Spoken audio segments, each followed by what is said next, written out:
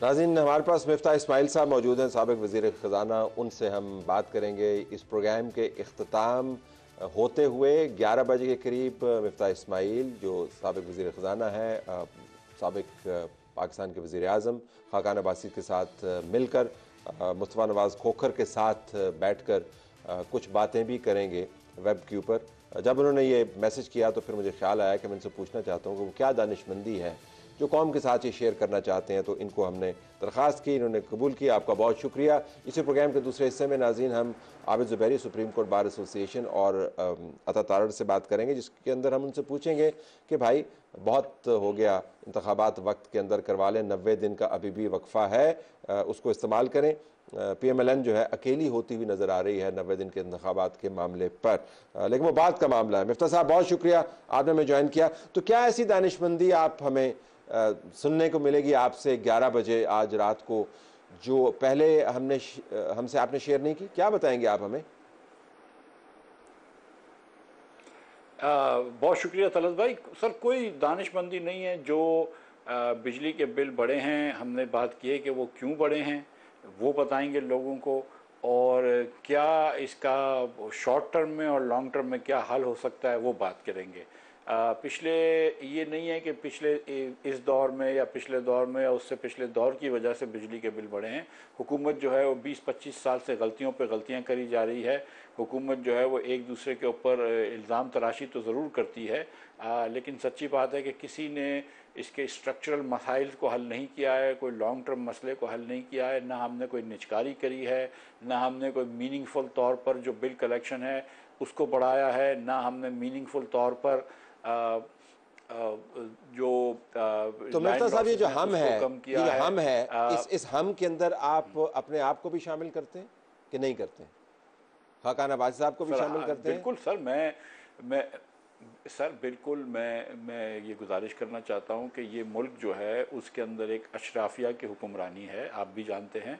और उस अशराफिया में मैं भी शामिल हूँ, शाहिद भाई भी शामिल हैं, और अगर इजाज़त दें तो आप भी शामिल हैं। मैं बिल्कुल और शामिल नहीं ये हूँ। जो हम मैं मसाइल मैं डिस्कस मैं कर, आपको अपनी तनख्वाह बता चलें देता आप हूँ, नहीं। अब उसके ऊपर टैक्स बता देता हूँ, और फिर मैं आपके एसेट्स के साथ कंपेयर कर देता हूँ तो पता चल जाएगा। मैं शराफिया नहीं हूँ, तो मैं तो बमुश्किल इज्जत बचा के इस मुल्क के अंदर रह रहा हूँ।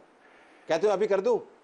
मैं तो नहीं नहीं सर, मैं गुजारिश ये करना चाहता हूँ कि देखिए, मैं मेरी मेरी मे- मेरी मेरी नाक़िस राय में इस मुल्क में एक 3 किस्म की कौमें बसती हैं। एक जो 1% जो अमीर तरीन लोग या पावरफुल तरीन लोग हों, चाहे वो बड़े सियासी लीडरान हों, अस्करी लीडरान हों, ब्यूरोक्रेटिक लीडरान हों और बिजनेस लीडरान हों, उलमा कराम भी इसमें शामिल होते हैं।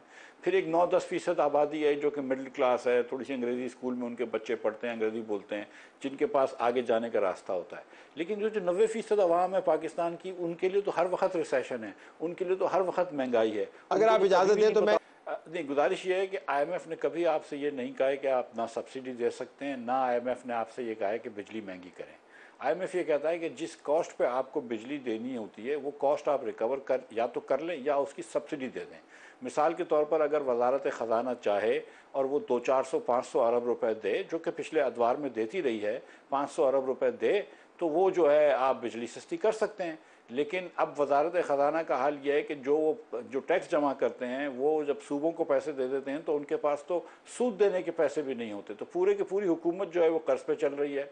तो अब वजारत ख़जाना के पास कोई जगह नहीं है कि वो और मज़ीद कर्ज ले सके।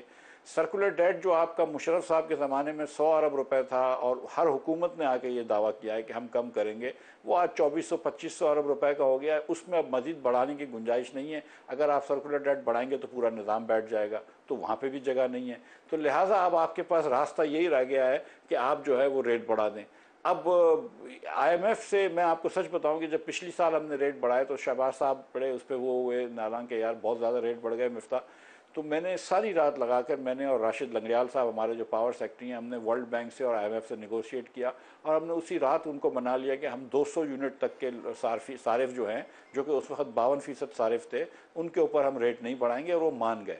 तो अब भी ये है कि IMF से आप बात कर सकते हैं कि देखो अभी इस वक्त जो है वो बहुत महंगाई है, बहुत ज़्यादा रेट बढ़ गया है, और हम इन रेट्स को जो अभी बढ़ रहे हैं इनको हम कुछ अरसे के लिए मौखर कर सकते आप आते टीवी के ऊपर, जिस तरह अभी आप बैठे हुए हैं, आप कहते हैं जी कि हैं। ये देखें ये नदीम मलिक साहब, ये तलत हुसैन, ये बैठे हुए हैं दूसरे, हामिद मीर, काशिफ अब्बासी, इनके प्रोग्राम्स में जाके मैं बताता हूँ ये लोग हैं। आप तो उस वक्त खामोश रहे ना कि नहीं? सर मैं सबसे ज़्यादा ये मेरे ख्याल से बोलता था, आपने ये भी मेरा ये भी बयान आपने सुना होगा कि मैंने कहा था कि अगर एक इलेक्शन भी हार जाते हैं मुल्क की खातिर तो इसमें कोई बड़ी बात नहीं है। लेकिन जाहिर है कि मैं तो पार्टी का लीडर नहीं था और ना हूँ, और मुझे तो हटा दिया गया था 5 महीने बाद। तो ये बात भी देख लीजिए आप। उसके बाद तो कोई और साहब आ गए थे, और मैं जो IMF का प्रोग्राम किया था उसके ऊपर सारा दिन तनकीद हमारी पार्टी से होती थी। जब बिजली के बिल आते थे तो तनकीद मेरे ऊपर होती थी। तो अब भी जिस तरह आप बात कर रहे हैं कि सारे पाकिस्तान का कसूर मेरे ऊपर डाल रहे हैं, वो तो ठीक है, कोई बात नहीं, वो आपका भी हक है और मेरा भी हक है कि मैं जवाब दूं उसके। लेकिन गुजारिश ये है कि ये पाकिस्तान के अंदर एक फंडामेंटल प्रॉब्लम है 20 साल से कि हमारी हुक्मरानी नाक़िस है, हम कोई मसला सुलझा नहीं सके। और आज अगर आप चले, आप ये बात एकदम दुरुस्त फरमाई आपने कि 3 महीने बाद भी अगर ये बिल ले लेंगे आप, तो जब तक कि आप इसका इब्तदाई मसला हल नहीं करेंगे, जब तक कि आप फंडामेंटल रिफॉर्म्स नहीं लेकर आएंगे बिजली के शोबे के अंदर, जब तक कि आप many buyers and many sellers नहीं लेके आएंगे बिजली के, जब तक कि आप निचकारी नहीं करेंगे, जब तक ये मामला ठीक नहीं होगा। तो उससे पहले तो आप मरहम ही लगा सकते हैं, लेकिन आप ठीक नहीं कर सकते। मरहम पे आते मतलब मैं तो ये गुजारिश कर रहा हूँ कि मुझे हटा के कोई और साहब ले आए थे ना। आप नाम नहीं ले रहे ना, आप नाम नहीं ले रहे, आप नाम नहीं ले रहे, तो मैंने कहा चले ठीक है, आप नाम लेने में तो आप अपने बात देखें, आप अपने सक्सेसर का नाम नहीं ले रहे, तो आपने लॉबीज का क्या नाम लेना था मिफ्ताह इस्माइल साहब? नहीं, मैं देखें मेरी बात सुने, मैं नाम किसी के लेने से नहीं कतराता हूँ। मैं तो आप तो कासिम के भी वालिद मोहतरम का नाम ले लूंगा, और अली तो इमरान खान का भी नाम ले लेता हूँ, इसाक डार का भी नाम ले लेता हूँ। इसाक डार साहब की जो इसाक डार साहब का क्या रोल था इस तमाम कज़िये में जिसको हम टेकअप कर रहे हैं? Could he have done better? नहीं, अब जो मेरा रोल था कम से कम उतना रोल तो उनका ही होगा ना। मैं तो सिर्फ 5 महीने वजीर था, वो तो 1 साल वजीर थे। तो अगर आप वजीर ख़जाना के ऊपर ही सारा ये वो डाल रहे हैं वज़न, तो सिर्फ मेरे ऊपर अकेले के ऊपर तो नहीं डालेंगे। इसाक डार साहब का जो कसूर था वो ये था कि वो जो उनकी गलत पॉलिसी की वजह से जब IMF से लड़ाई करके बैठे तो वो मुल्क को एकदम डिफ़ॉल्ट के करीब ले गए, जिसकी वजह से रुपया जो है फर्दर डिवैल्यू हुआ, रुपये के ऊपर कॉन्फिडेंस फट गया। और ये तो अल्लाह का शुक्र है कि शहबाज शरीफ ने आखिर में चार्ज लिया और शहबाज शरीफ ने IMF से डील करी, वरना तो आज पता नहीं कहाँ हम खड़े होते। Way out, let's talk about way out जी। तनकीद तो काफ़ी होगी, तो क्या करें फौरी तौर पर बिल्स के बारे में? सर फौरी तौर पर मेरा यही ख्याल है कि IMF को कॉन्फिडेंस में लेने के बाद, IMF से बात करने के बाद 2 चीज़ें कर सकते हैं। एक कि ये जो फ्यूल एडजस्टमेंट चार्जेस वगैरह हैं जिससे लोगों को थोड़ा सा झटका लगा है, उसको आप अभी फिल फॉर कलेक्ट ना करें, उसको 2-3 महीने बाद कलेक्ट कर लें। जिन महीनों की मैं बात कर रहा हूँ, जनवरी, फरवरी, मार्च, उसके अंदर क्योंकि सर्दियाँ होती हैं तो बिजली के बिल कम होते हैं, तो लोगों को वो देना आसान हो जाता है। और दूसरी बात यह है कि जो आपने टैक्स की बात करी, जो FBR को मजबूरन टैक्स लेना पड़ता है, वो भी टारगेट्स होते हैं, सेल्स टैक्स और दीगर टैक्सेस। उसके अंदर भी FBR कह सकता है कि चलो हम 2 महीने के लिए मौखर कर सकते हैं या आप उसको दे दें। लेकिन सच्ची बात यह है कि जो असल मसला है, जो असल सोल्यूशन है, वो बिजली की कॉस्ट को कम करना है। और बिजली की कॉस्ट को कम करने के लिए फंडामेंटल रिफॉर्म्स, जिसमें निचकारी की भी ज़रूरत है और जिसमें कॉम्पिटिशन लाने की ज़रूरत है, वो नहीं हो रहा हमसे। तो वो कौन करेगा? उसके लिए ज़ाहिर मुंतखब हुकूमत ही करेगी, निगरान हुकूमत तो नहीं कर सकती। नहीं, देखें मुंतखब हुकूमतों ने भी नहीं किया, मार्शल लॉ एडमिनिस्ट्रेशन में भी नहीं हुआ, निगरान हुकूमत तो ज़ाहिर है उसके पास तो मैंडेट नहीं है।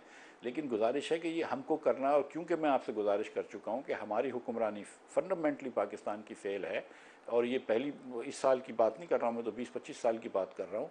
तो हमको अपनी जो इतने स्टेक होल्डर्स हैं उनको साथ बैठ के ये सोचना पड़ेगा कि इस मुल्क को हम जहाँ पे लेके जा रहे हैं, जहाँ पे गरीब की आमदन तो नहीं बढ़ रही लेकिन उसके अखराजात बढ़ रहे हैं, जहाँ 40-50 हज़ार रुपये कमाने वाला आदमी अपने 2-3 बच्चों की अच्छी तरह परवरिश नहीं कर सकता, जहाँ के हुकूमत की स्कूल में बच्चे को हम तालीम सही नहीं दे सकते, जहाँ पे आधे बच्चे जो स्कूल में होने चाहिए स्कूल में नहीं है, तो हम ये मुल्क ठीक नहीं चला रहे। तो पहले अगर ये बात माने कि ये मुल्क गलत चला रहे हैं, उसके बाद फिर हम बैठें और बोलें कि अच्छा अब क्या क्या रिफॉर्म्स करने हैं कि हम मुल्क को बेहतर चलाएं। अगर आप ये समझ रहे हैं कि ये मुल्क 1% या 10% लोगों के लिए ही है जो अंग्रेज़ी बोल सकते हैं और जिनके बच्चे अंग्रेज़ी मीडियम स्कूलों में पढ़ते हैं, तो फिर ठीक चल रहा है पाकिस्तान, फिर तो रिसेशन आता है, रिसेशन चले जाता है, कोई मसला नहीं है। लेकिन अगर आप ये समझते हैं कि वो 90% लोगों को भी कौमी धारे में लेकर आना है, जिसमें बाय द वे हुकूमत के भी जो नायब कासिद हैं, ड्राइवर्स हैं, माली हैं, हुकूमत के जो अफसरान जो होते हैं, हुकूमत के जो एम्प्लॉयज़ होते हैं, वो कोई अरबपति नहीं होते, वो भी बेचारे बड़े गरीब होते हैं। आप जब तक उन पूरे पाकिस्तानियों को कौमी धारे में नहीं लेके आएंगे, उनका टैलेंट इस्तेमाल नहीं करेंगे, तो आगे नहीं बढ़ेंगे। आप बड़े बड़े अच्छे पाकिस्तानी टैलेंटेड बच्चे जो हैं, वो ड्राइवर बने हुए हैं, वो कारपेंटर्स बने हुए हैं, वो मासियाँ घरों में बनी हुई हैं, जिनको आज डॉक्टर होना चाहिए था, जिनको साइंटिस्ट होना चाहिए था, जिनको इकोनॉमिस्ट होना चाहिए था, लेकिन हमने उनको अपॉर्चुनिटी नहीं दी। So whole of Pakistan. Thank you very much, Miftah साहब, आपने हमें ज्वाइन